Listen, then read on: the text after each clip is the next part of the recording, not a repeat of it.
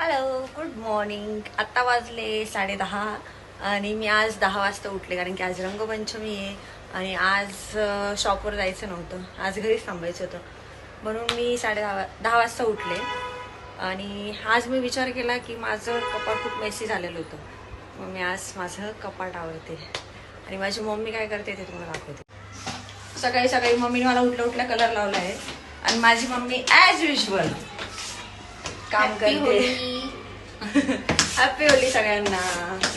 आणि माझे पप्पा गेले आहेत मळीला, म्हणजे नवनाथांची यात्रा असते तिथे गेले आहेत पप्पा आणि गेल्या 4 दिवसापासून गेलेत. आता मंडेला म्हणजे उद्या किंवा परवा येऊन जातील.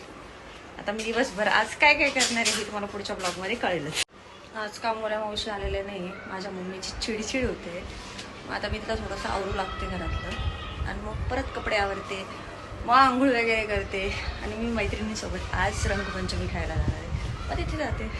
गेल्या 1 तासापासून आवरते तरी इतकेच झालेत, अजून बाकी आहेत खूप सारे कपडे. माझी कॅपॅसिटी नाही आता मी थोड्या वेळाने लावते.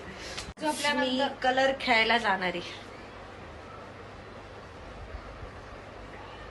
आज मी रंगपंचमी खेळायला जाणार आहे. तुम्हाला पुढच्या ब्लॉगमध्ये दिसेलच माझ्या. आणि ही घरीच राहणार आहे. आमच्या सोसायटीत खेळणार आहे. ती सोसायटीत खेळणार आहे कलर. आता माझा कपाटावरून कंप्लीट झालंय. आता मी बसलीये, थोडी मी रेस्ट करणार आणि मग माझं आवरणार. माझी मम्मा तिचं काम आवरलंय, ती दमली थोडीशी. आज तिने खूप काम केले कारण साफसफाई केली ना आज, म्हणून ती दमली. हे बाई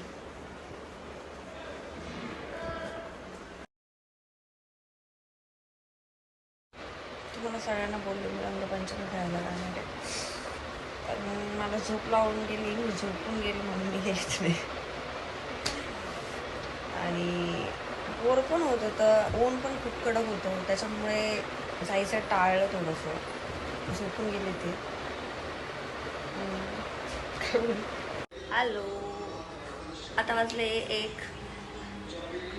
मम्मी मोबाईल बघते, मी TV बघते. अजून पण मी इथेच आहे.